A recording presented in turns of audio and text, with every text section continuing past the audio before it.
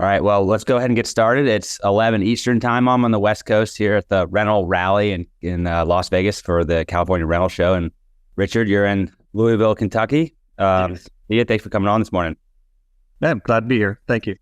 So you're a 13th guest, lucky 13 for here. And a lot of people have reached out to me, very excited about this episode in particular. You've sort of had when people put together business plans, the up and to the right, you've really lived that in the 5 years from starting Prime to the acquisition. And obviously you've had a lot of rental experience leading up to that. So we'll get into your experience at Prime, but maybe just starting off for everyone who doesn't know you and your story, just tell me about how you first got into the rental business, several decades ago. I stumbled into the rental business, didn't know what it was. Found myself without a job at one point in time. Was working through recruiters, and recruiters like, hey, how about rental? And I'm like, what, Herc rent car, Avis? And they said, no, equipment rental. Knew nothing about it. Got into it, and then really liked the industry. I liked that it was new, it was growing. It was very, very infancy of the rental industry at that time. So there was lots of growth, lots of opportunities, and lots of changes. So that's how I got into it. Yeah, and tell me your journey through the different rental companies, because I know eventually you ended up working at United Rentals, so you've seen the different stages. You've started one from scratch. Tell me about the different rental companies along the way you've worked with. Started off with NES equipment rental in Houston. That was my first entry point. Mainly was a business analyst for them. Wasn't really on the rental side yet. But a little bit later on, through a friend of mine, I ended up going to work for RSC as a fleet director, managing their fleet. At the time, they didn't know why they bought stuff. They just bought more of it. They didn't really know if it was profitable, if they needed more. Really, they'd say, "Oh, we need more of it," but was it the right thing to do? So for me and them, it was a good match at the time because I was a business analyst, and I like to crunch data. And so that's what I did. I started going in, looking at their fleet, look at the condition, how they managed it, was it profitable, things like that. And through my journey with them, I became a district manager, took over a district. That's how I got to Kentucky, and I was managing stores there. Eventually landed in a role with United Rentals, which led up to a corporate position after 5 or so years. Working for the operations excellence group with them. So I got to see a lot of strategy on how to optimize your business, right? A little bit later down the road, ended up wanting to work for Xylem as a global fleet manager. And that one had a lot more challenges. Hadn't really gotten specifically into pump business, and that's what it was. But it gave me a new vision of that type of rental. But through all of them, just got me real rounded on sales operations, sales management, fleet management, and all those are extremely important on starting my business. And obviously United Rentals is the leader, at least in terms of scale. What do you feel like you learned at United that helped you when you were starting Prime?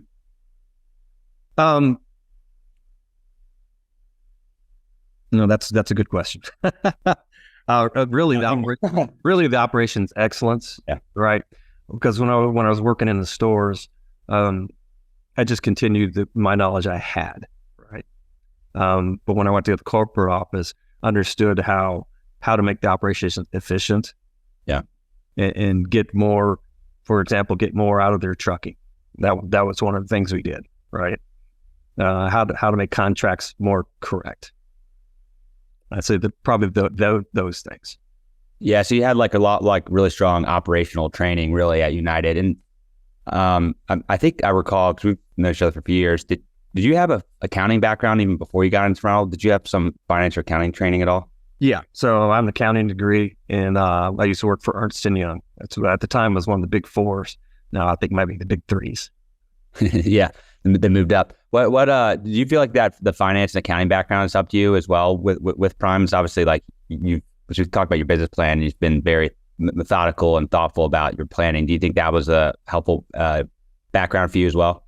One of the reasons I took accounting was because I thought I wanted to do my business one day. So it was very strategic. It was a skill that I needed a lot. So if you go back to, I think University of Houston, right? So you're in college, taking accounting. Did you think one day you would start a business? Was that on your mind then? Yeah, that was the whole reason I took accounting. And obviously that happened decades later. Like, I'm just curious, I've started my business and I've had that bug too. And I just sort of had to do it. Like, what was, I guess, your thought process? Did you want to learn from like all of, the different rental companies, and I'm just curious the timing of when you felt like the right time to do this was. One day I wasn't planning on starting a rental company, but when I went to NES and I went to RSC and then when I went to United, I was fixing a lot of problems they had. Mm-hmm. And so every time I took a position, it was to go fix a bunch of problems. And then one day after fixing some more problems, I decided, you know what, I can do this because I've been fixing their problems for all this time. And there's actually the sale of NES to United was what kind of inspired me to do it, because I knew when United would bought NES, because there was a branch here locally in Louisville, that I knew that when they bought them, a lot of their customers would jump, because they always do. Some people don't like United, some people don't like change, various reasons, right? So, and that worked well, because I started up right when that happened. And sure enough, I started getting a lot of those NES customers that didn't want to go with United. Well, you've had a very, I feel like a long-term view of things, like you've been sort of laid out the plan, you executed the plan. So tell me, I'm interested, a lot of the audience obviously interested in your experience at Prime. So tell me about that year leading into, you had your first rental transaction at Prime. Tell me about your thought process, the business planning, what led into, the 12 months before you even had that first rental. Yeah, and that's the most important time for a person who's going to start a rental company. So I spent 6 to 8 months just on the business plan. And that plan mapped out what people I was going to hire, what equipment I was going to have, what customers I was going to go after, what kind of marketing I was going to have, what kind of systems I was going to use to run the business, and a lot of various other things. But it was very, very in-depth and very detailed. And actually that business plan is what helped me get financing. Because when I went to banks and I went to the manufacturers to get equipment, first thing they wanted was a business plan. And when after reading it, they said, this is well thought out and it looks like you know what you're doing. And that helped a lot. So that business plan, you're telling me that's the most important part of starting the business is before you've even started the business in a sense. Did you build this business plan from scratch? How did you know did you have a template? Did you have some people help you with this? Like, how did you even know how to get started on the business plan? Like if you're an aspiring rental entrepreneur, how do you even get started on that? So I did know I needed a business plan. It's your roadmap to what you're going to do. And you need to put a lot of thought into it and develop it and then follow it. Occasionally you make some changes to it if you need to. In my case, I didn't. Everything I put in there, I used and followed and was successful with it. How I found it was I just did some Googles on business plans, and I picked. It was just an outline, right? Yeah. And it's like, okay, this one fits what I'm trying to do, but then I had to go do research and get all the detail to put in there. I think about that. I'm going to butcher the quote, but the Mike Tyson quote. Everyone's got a plan until they get hit in the mouth. How accurate that initial business plan moving forward, and there's also saying like all models are wrong, some are useful type of thing. Like how accurate was what you thought was going to happen ended up being what actually happened? It was almost 100%. One thing I put in there is as year 1, year 2, year 3, year 4, year 1 I'm going to do this. Year 2 I'm going to be a dealer. Year 3 I'm going to keep growing my fleet and get into more of this business and more in that business. But, we're going to start off as here are my basics. And at certain times, I'm going to add different parts of the business, like pumps or light towers or whatever, right? Almost verbatim that I followed the plan, and it worked out really well, especially with the customers I wanted to target. Mm-hmm. That was huge, right? And what kind of pricing? Pricing was huge in the business plan too. I talked to somebody here recently, and they said, "Hey, I want to start a rental company." I says, "Well, attaboy, go at it." So, yeah, I'm going to be cheaper than the other guys. I said, "Really?" I said, "That's not really a good plan. You don't have to be cheaper to get the business. You just have to be better."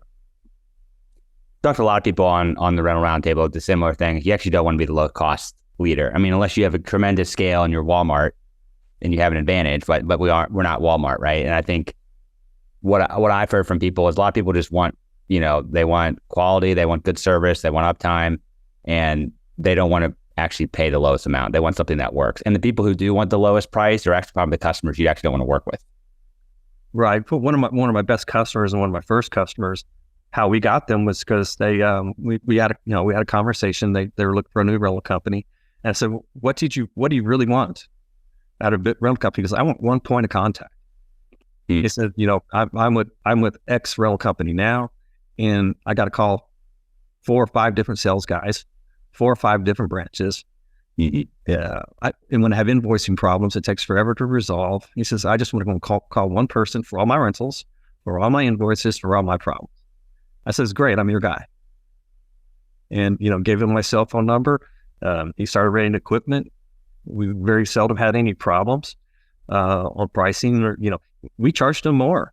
And he had a price list from the competitor, and I charged him more for everything. And he didn't care. He said, but when I call you, I want it. And I want it quick. And we always took care of him. And occasionally we had some problems. There's an issue, we want an invoice or something like that. And, we took care of it in minutes opposed to days and months that he was doing before. It's all about customer experience, right? Serving the customer well. How often were you turning down customers? Like, I know sometimes you were stocked out, but I think my understanding talking to you previously, like you were doing whatever you could to serve the customer, even if that meant a re-rental, you were just almost tried to say yes as much as possible. Is that accurate? Like, were you trying to just do whatever it took to serve the customer well? Yes. And you hit it perfectly. Our business model was yes. Can you give me a reach for it? Yes. Can you, you call me at 3 a.m. Can you help me? Yes. And there's always a price with the yes. So our answer is yes. Then we give them a price or something to what they need. And they would, then they could choose to say no if they wanted to. They almost never did say no. And if you're delivering that type of service, you don't need to be the cheapest price, right? That's sort of what you were saying earlier with your buddy you were talking about. We did get a question from someone going back to your business planning around, the question is, what types of loans and financing did you use to get started? So when you put the business plan together, presenting to the bank, I guess their question is, what types of loans or financing did you use when you were getting started? Okay, that's an easy one. I started with the manufacturers because they'll finance their equipment through themselves. And that's where you're going to get your first amount of money, or first loans. It's if you haven't been in business long, which I had not, it takes about 2 years before the banks start knocking on your door, unless you have some kind of other relationship or some backers and things like that. But I had no backers. I did it all myself. So, but year 1 and 2, I got almost everything through the manufacturers. And then year 3 and 4, the banks opened up and started financing other stuff. Yeah, that's good feedback. And you would suggest that for other people in your, getting started year 1 and 2, start with the manufacturers for your initial financing? Yes. Yeah. The only kind of issues going on these days is the availability of equipment. So what I did for my business plan is it'd be a little bit different than you're going to do today. So today, if you want to start up, it's going to take a little bit longer for you to get the equipment. And you have to do a lot more fleet management today than you did yesterday, because you're going to have to order a year out. So if you want something in January 25, you should have already ordered it. Yeah. So I want to actually shift to that. Is one of the topics we had was around fleet management, customer relations. Talk to me about how important fleet management is, customer pricing as you build your rental business. It's extremely important. Fleet management of knowing where your equipment is, who has it, how much they owe you, knowing that what condition it's in, making sure it's maintained properly, knowing when you need more, right? If you're starting off, you've never had fleet before, that's the hardest part of getting started. Hey, when I first order, you start working on utilization after that. So you're constantly 100% or 80% or 75% on rent of something. Then you start having to ask a question, do I need more of this? Is this going to come back and I'm going to be sitting on it? So for example, when I was with the other companies, if I had too much of something, I'd call the fleet guy up and say, hey, I got too much of this. Can you move it to another store? Well, if you have one store, you don't have that luxury anymore. Mm-hmm. So when you buy, you need to make sure that one's going to produce you money, the return on investment that you need. I'm interested, like when you were first starting, how did you know what to buy? I mean, it sounds like your plan you put together was pretty accurate. So it sounds like you knew exactly what the market needed. Like, how did you know that first year of equipment to purchase, right? 'Cause you can't really afford to make a lot of mistakes. How did you know what to buy to start with? So based on my experience, I knew what people wanted most, right? Like a 19-foot scissor. People always want those.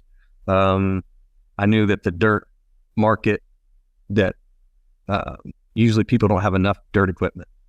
So I started getting enough of that, right? And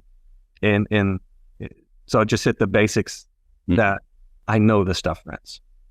Later, I started adding all the stuff that didn't always rent, right? From like maybe a heater, right? Well, you're going to rent a heater 2 months out of the year, maybe 3 if you're in Louisville, right? And do I nearly need that right now? No, it's not something I'm going to start with, right?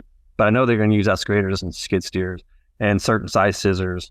Reach forklifts, nobody ever has enough. Yeah, grab some of those for sure. People ask me, well, why don't you have backhoes? Well, for one, people always give them away and people want them cheap and you don't have any return on them. So nope, never had any backhoes, but had plenty of excavators. And do you feel like, I mean, obviously you're based in Louisville. Do you feel like that is a theme that could persist across other markets? Like in the sense that like you just sort of describe like the starter kit, like here are the 5, pieces of equipment you should start with, avoid the backhoes, et cetera. Do you feel like that could be broadly used across the United States, or do you feel like that was specific to the Louisville market? No, across the United States. So when I was with United and RSC, I traveled a lot to different locations. And people say, oh, my customers are different. You don't understand, right? I heard that so many times. Their customers aren't any different than anybody else's, right? So it's how you manage that business, how to manage the fleet, how to manage the pricing. Everybody thought they were unique, and nowhere did I ever find they were unique. And on the customer pricing, how did you mentioned earlier you don't want to be the low cost leader. Like, how did you figure out how to set prices for customers? They change by customer. Like, how did you set that initial pricing too? So I've been in this market for a long time, and so I understood where people would normally rent. I knew what the low price was. I knew what the high price was. So my customers I was going after were the smaller businesses that specifically, I wrote it in my business plan, that the big companies will pass 100 of the customers I'm going after to get to one of theirs. So they're going to the big job sites. They get, they can rent 10, 15 pieces on this site, whatever. They didn't really want to mess around with the guy who rents once a month, right? So you start with the guys below where the national players would go to, and you served that well. Did you, in your 5 years, move up to compete with the bigger players over time, or did you sort of stay with the smaller guys? During your 4 or 5 years there? No. Eventually, we did hit some bigger customers, but we were still higher priced. And we were higher priced compared to the nationals, even. Oh yeah. Because you delivered customer service that could, be superior. I mean, we could do something in an hour that would take them a day or two to do. Mm. And for good examples is I'd get phone calls from somebody needing a piece of equipment, and we give here's a good story. So one customer we never dealt with calls us up and says, "Hey, I got a truck that came in. I need a warehouse forklift to unload it. Do you have one?" I said, "Yes." So when can you deliver it? And I said, "Well, I have it there in about an hour." Never talked to this person before, right? And then he gave me the story, and I won't mention the competitor's name, but there was one across the street from where he was, and they said, "No, we don't have any. Call the other store." So they called the other store. The other store had one, but they didn't have any trucks. So yeah, we got one here, but we don't got any trucks right now. Then they called us and desperate to find something. So yep, we have one. I can have it there in an hour. So how can you do that? Well, I'm calling outside hauler. And okay, we got it to him. He never used them again. We took care of a customer that we didn't know, and this is a regular customer for the competition, and they didn't really want to take care of them. They could have easily just called an outside hauler themselves, right? So we had a lot of those, and that's how we stole a lot of business. I like that. And part of your initial business plan, was that sort of your thesis? You would start with the smaller guys. As you got to years 3, 4, 5, you would start to move up market. That was sort of how you saw the business growing? Exactly. Because I didn't have enough inventory to start giving it away to bigger guys, right? And you probably also wanted to build up your brand and reputation a little bit too, I imagine too. Right. Well, it was more of the fleet. I didn't have enough fleet. I started with $500,000 in fleet to open the doors. We had more on order, but it wasn't there yet. It wasn't until after a while, about year or two, when we started having good quantity of equipment. And that's when we started going for bigger jobs. You didn't always go for the bigger customers, but we went for the bigger jobs. But we had a lot of local guys who were going to be on those that we could serve them better. So I try not to outpace my amount of fleet I had. Right. You don't want to overpromise, underdeliver. And we ran really low utilizations compared to the big guys. So we typically had enough fleet to take care of a lot of customers. We had one steel guy came in one day, and he'd already called 3 big guys, and he called us and he said, "Hey, do you have 10 60-foot booms?" I said, "Yeah." "You do?" "Yeah." "How about some reach forklifts?" I need 2 10Ks. "Yeah, we got those." "You do?" "Yeah." "Can you deliver them?" I said, "Yeah, we get them all delivered today." Gets it. And then I gave him the price. And he said, well, they don't charge me that much. I said, "Do they have it?" And he said, "No." I said, "Well, I can deliver today for that price." And you know what? He constantly kept coming back to us and renting equipment from us. Yeah, I imagine sometimes you probably will lose some deals on price sometimes, right? But overall, like, you're going to be a more profitable business doing it this way. Is that fair? Like, you're not going to win every deal, right? Right. And I told him up front, we're different. We're going to serve you better. And if you have issues, we're going to resolve them in minutes, not days or months. Yeah. And if something goes down, I've got enough fleet. Either I'm going to fix it or I'm going to swap it out. Yeah. They worked really well.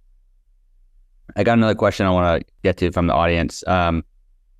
Probably smaller business than when you started, but my business is only about a year old, and I provide smaller tools such as aerators, seeders, and trailers. I get a lot of phone calls, missed rentals for what seems to never be the same items. Do you think it would be best to focus my efforts on re-rentals and serving those customers and gaining traction, or just honing my marketing to be more specific around what I actually have? That's a tough question. Again, you got to look at what your objectives are, right? You can go back to that. Go back to your business plan. What are you trying to do, right? In my case, if I'm reading this question right, it's a smaller type of rental. I probably wouldn't go out and re-rent a bunch of stuff, but I would look into, is that something I can add to my business? Are you missing something, or can you grow into another area? How big do you want to be, right?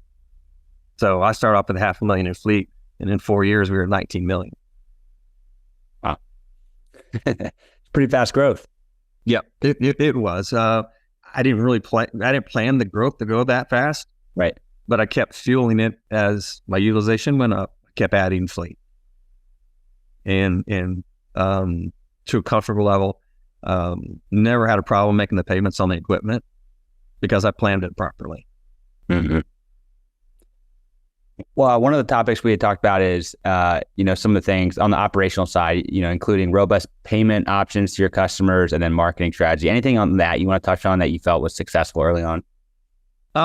Yeah. In my business plan, it specifically wrote it out that I was going after cash customers. Mm-hmm. Again, the big guys don't really focus on those. And we did. So a big part of our business is cash. So credit card, cash. Not too many people gave us checks unless they were they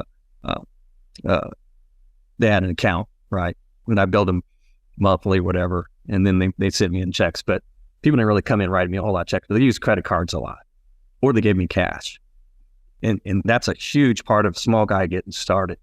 Focus on those. Take as much as you can, right? And then the other part of business was customers that long-term rentals, monthly rentals, and you need to invoice them and get that money in. Finding a good credit card company.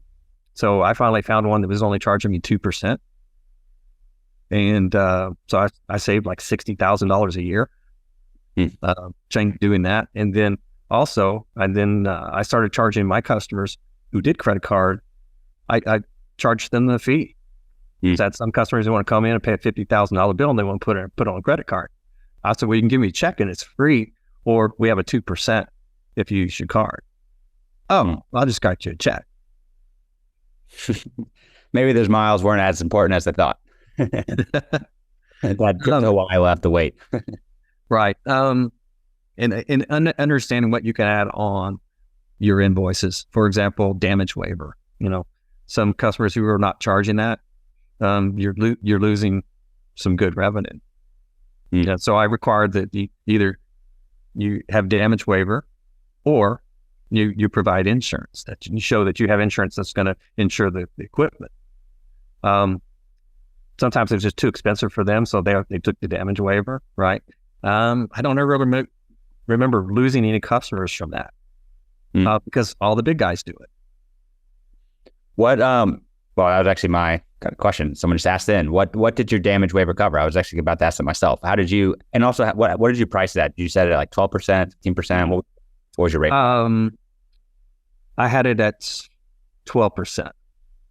And that's kind of around the norm. Right. Some are a little higher, some are a little bit lower, but it's right in the middle.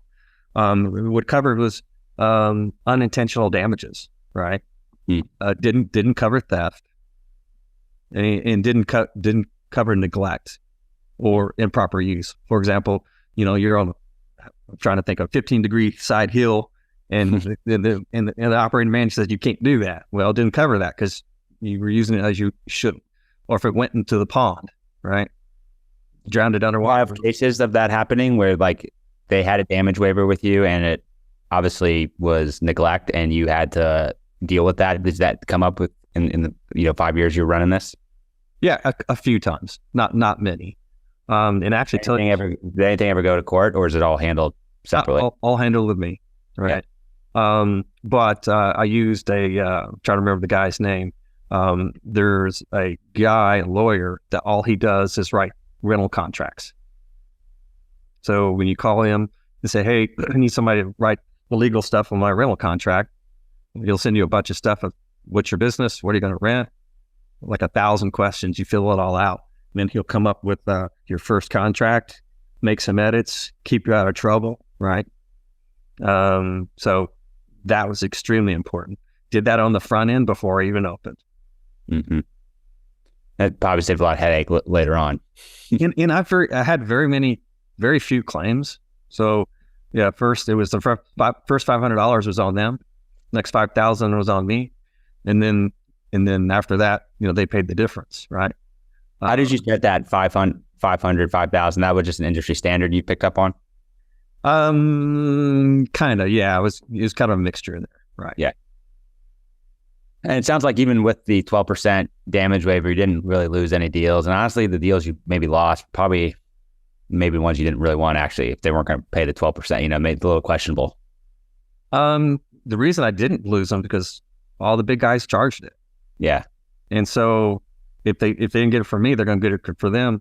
And a lot of times, actually, the big guys will charge the little customer a lot more than I was charging them. You know, I mean, they didn't. I mean, they gave them book right, and that, you know, so I got a good rate. I didn't lowball it for them, but they paid a lot less for me than they paid for them. Interesting. I want to move on to another topic we've talked about, which is sort of your hiring planning process, how you hire people, who you brought in. And it's probably unconventional to what some people would think. So tell me about your sort of thought process around who you're going to bring in to your team and what worked, what didn't work. Tell me a little bit about that. So the first person I hired was my friend's dad, actually. and he got to a point in his life, he was a really good mechanic, probably been a mechanic for over 40 years in the industry. Was getting close to kind of retirement, but he still wanted to work. My volume was nothing at the time, so I brought him in, and he had a world of knowledge, right? And but nobody really wanted to pick him up. It was just, you don't think there's age discrimination, but there's age discrimination, right? So brought him in. He was very helpful, very knowledgeable. And then as I brought on another person, he would help train that person up. We were very small. Nobody was beating my door wanting to come to work for us. And, we'd go through and try to find some people, and it was kind of hard. But one of the things that an avenue we went down, which was very helpful, was there's a lot of people out there who want a job that have something bad in their past. Drugs, theft, jail for various reasons, whatever. But they've resolved those issues, so they can't go to work for the big guys because they have that record. So I would look at them, talk to them, and say, hey, look, not a problem. You have the skills I need. And I think you can do a good job. And it says, as long as, and I'd ask them out, hey, what's your past? And they would tell me. And then I would say, okay, great. Those happening anymore? I said, nope. Then great. We're going to hire you. This is what you need to do. Show up for work every day, do a good job, and then I'll take care of you. I said that, if those problems arise again, you can't work here. And you know what? There's, I think, 2 people that I hired didn't work out. Everybody else did. And what started happening also was about 2 years into it, and the team I had, they would go home and tell their friend, man, I like working here, where I work. Oh, really? Yeah. Hey, can you get me a job there? And so I was very lenient on who I brought in, that the competition wouldn't bring in. I did have to be careful on because I have to be careful because I'm sending these people out to customer sites. Right. And so, you have to be cognizant of that. Like I said, I did have a problem. I test them out in the store for a while before I ever let them leave the store to go help out a customer in the field, things like that. But it worked out well. So I have an avenue of employees that the other people don't have. And because I took care of them, they were the best employees that I ever had. All the other companies I had before, they had my back. They worked hard. And if somebody wasn't working hard, they would tell them, hey, you need to work hard. So it was kind of nice.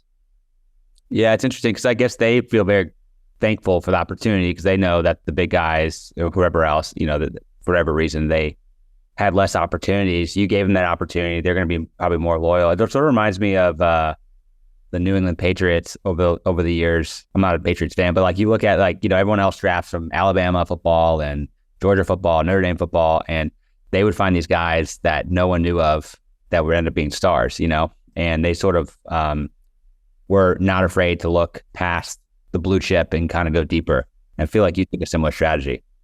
Yeah, it did work out well. I like I said, I had the best employees that I ever had through all the rental companies.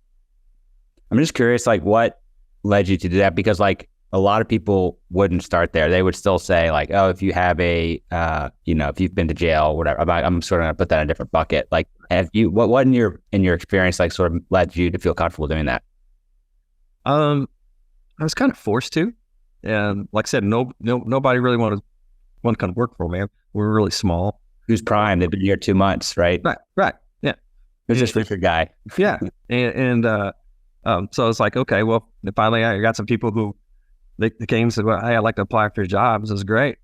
And I said, you got some great skills. Why aren't you working for United? So I can't. Well, why not? Well, I got a felony. Well, tell me about it. Right? And treat them like they're human. And it's okay, well, hey, look, you got the skills I need. You tell me all this is in the past and you don't currently have any issues. Yeah, we'll give you a shot. But, if drugs or alcohol or anything else pops up, you can't work here.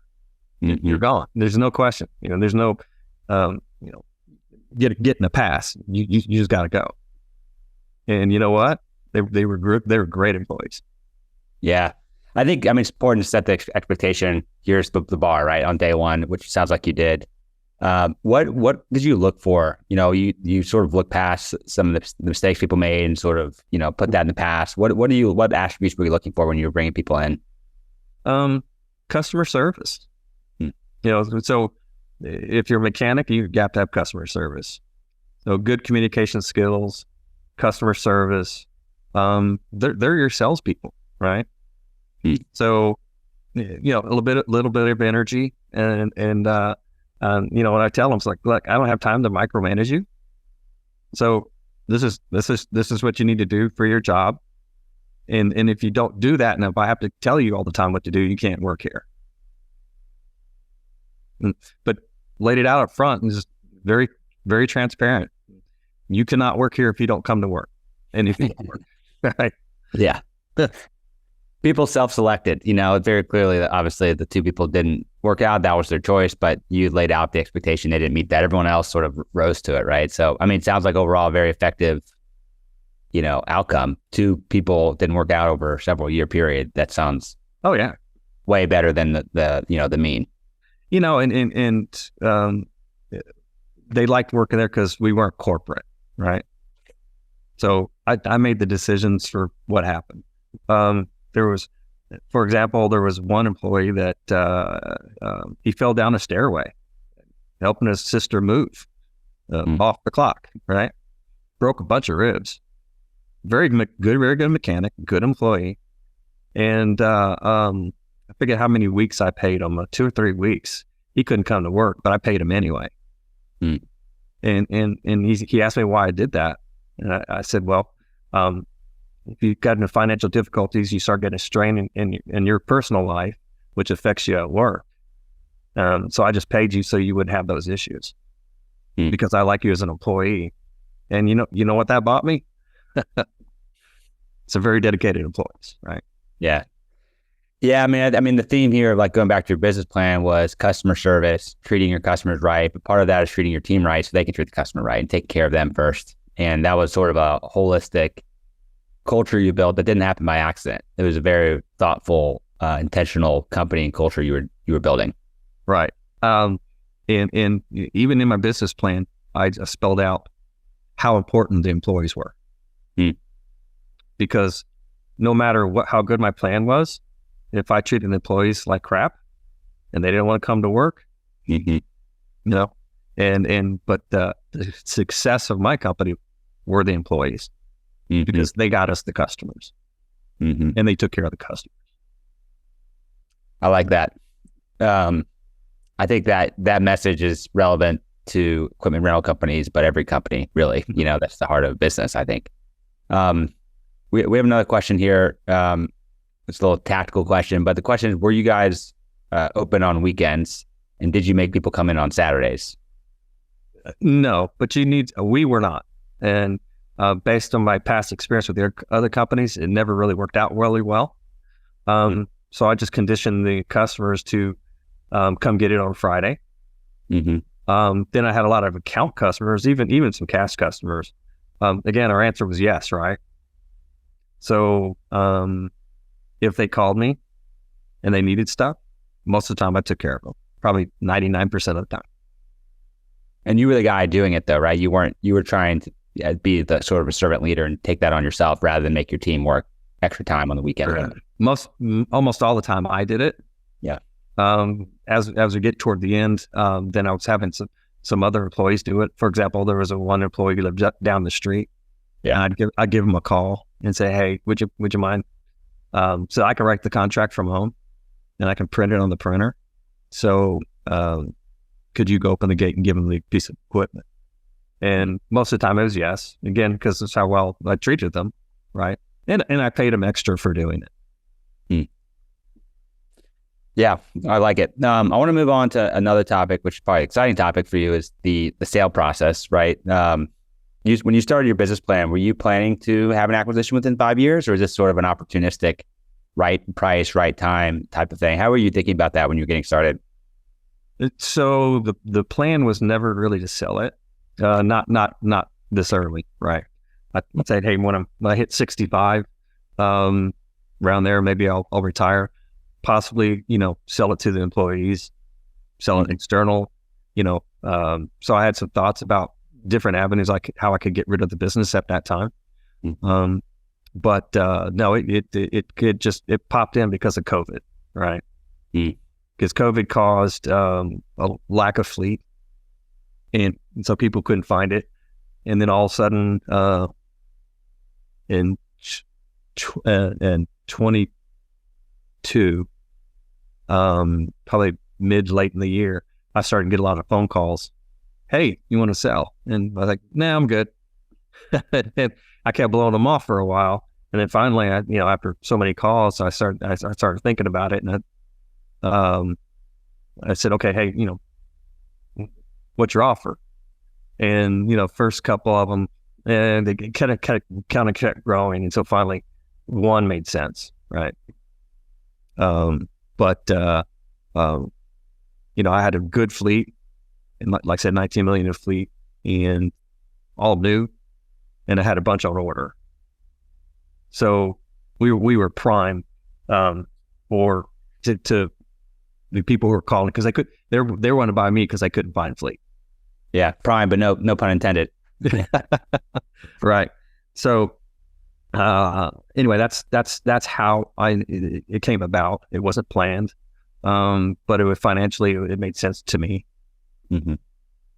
And you feel like part of what they were buying was the fleet? Was that a large part of what you think they were buying? Because you had that new fleet in it, 2022, people were still backward on stuff. Do you think that was a large part of what drove up the price for you? Yes. But they're only going to pay a certain amount. So basically they're going to base it on EBITDA. So what's your EBITDA? And then there's going to be a multiplier, right? So 5.5, 6%, or 6 times. I'm sorry, 6 times. And my EBITDA was 65%. That's extremely high. And that's why it made sense for us to do it. Yeah. And so walk me through when they reach out to you to the close date. How long was that process? What was that like? And particularly any advice you would have for people who are, going through that process, or will be going through that process at some point in their journey? So in this case, it was August when they made me an offer, and we closed in November. That's pretty fast. Yeah, it was quick. Yeah, 3 months, 4 months. The things I would tell you to do is, if you're planning on selling it, make sure that your fleet is in good, maintained. Make sure the fleet is there, right? So they didn't charge me back for any missing fleet, because nothing was missing. Make sure your books are in great order. Because of my accounting degree, I made sure that we every month our books were in correct shape, and there was no funny stuff going on in there. It was accurate, right? They will look to punch holes in it, and they couldn't on mine. They try to, hey, this isn't right, or hey, you got to fix this. But the two biggest things that were very helpful is, one, I got a good lawyer who understood, that's what they did. They helped sell businesses, right? And so the legal wording and it needs to be correct and so on and so forth. Don't try to do that by yourself. Okay. and the biggest thing, even though I have an accounting degree and I had an accountant, I hired David Pearl from Pearl Business Group. He's in Florida. He had rental industry background and very, very good accountant, very organized. Came up with great ideas on how to do stuff. He was impeccable on getting things done. So the company bought me, commented many times about how good he was and how easy he was to work with. This is not an area to skimp on cost. And I mean, you don't want to overpay. I think we talked about some of the other quotes you've gotten, but you want to make sure you get a good lawyer, good accountant when you're going through this process. You'll make that up multiple times later. Yes, you will. David Pearl Business Group was much better priced than some other people I looked at, and he was much better. It sounds like just having your books in order, your plan together, helped you multiple times. From the very beginning, getting those initial loans to the sale process, just like having everything clean, accurate. It just makes it better and easier for everyone. And I think it just ultimately helps you, it sounds like. Yeah. And the company that bought us did mention many times that we looked a lot like them. And so that wasn't really the standard or their experience from other people that they purchased. Right. But coming with my background, that's I had their background. So what I did the same thing. Talk their language. Yeah. You know what you're going to say. Right. In the same clock. How stressful was that process for you going through that? Which part? The sale process, August through November, going through the close. I was trying to run the business and trying to get everything done that they needed done also. But so it was a little bit taxing, but because I had the lawyer and Pro Business Group, that took a lot off my plate. They did most of that. Well, it's worked out. I know I want to move to this last topic here, which is sort of the future of what you're doing. So you sold the business a little over a year ago. I think we've talked about you sort of wanting to help the next generation of rental entrepreneurs once you're ready. Tell me about what you're thinking about. What's next for you? Yeah. So down the road, just as long as, I have a non-compete, so I can't break that. So I'm just going to make sure that if I do consulting and things like that, I can't be in this area. And, I'll reach out to them also and say, hey, look, I'm going to do this over here. And I'll check with my lawyer again too, because I don't want to get in trouble with that. But as long as there's no non-compete stuff that's being broken, then, I would like to help rental companies who need some help, right? One is help them improve their operations, help them decide where to get more fleet, how to do that kind of planning, right? What systems they're using. I've seen a lot of small guys who don't use reservations. They write it on a piece of paper, stick it on the board, and then write up the contract later. Doesn't work, right? Not if you want to grow. And just what's the condition of your fleet? How can you manage it better? Look at their finances. There's some places you should be in your finance, right? So if I went in and saw somebody 20% EBITDA, well, okay, you're doing something very wrong because it should be a lot higher. So are you not charging enough? Are you not doing damage waiver? Are you not charging for damages? What are you missing, right? But in pricing, again, a lot of these small guys don't need to be cheaper. Mm-hmm. That is a theme that I've heard from multiple guests is, I wouldn't say it's like unilaterally you need to raise prices, but it seems to me the recommendation is typically not you should lower prices. If anything, you should think about your pricing and potentially go higher and deliver a better service. It's not, hey, let's go cheaper on pricing. That is usually not what I'm hearing from people. Yeah, let's say you're a company, older than 5 years old, right? And you hadn't raised your prices in a while. Well, equipment prices have gone up dramatically. Inflation. Yeah. So if you're buying stuff for a lot more money and you're still charging the same prices, then But you do market research on your market. How much are they charging people, right? And you ask your customers, a lot of times they just tell you. Yeah. What do you feel like your sweet spot is as you sort of get into this, is almost like coaching or, helping role? You started with 500,000 in fleet, grew to 19 million. Where do you feel like your sweet spot is, where you want to help businesses the most? How to grow your business, right? Mm-hmm. I won't mention the name or where it's at, but there's a company that I was trying to get. A friend of mine knows them, and they've been in business since the 1970s, and they have $2 or $3 million in fleet. It's like, they're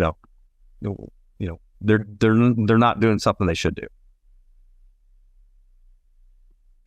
Yeah, I think that makes sense. Well, it's been awesome having you on, Richard. I just want to wrap up here with the final question. What's like one final piece of advice you'd sort of recommend to someone who's wanting to take a similar journey to you and thinking about starting that rental business? What's one piece of advice you'd give them? Planning.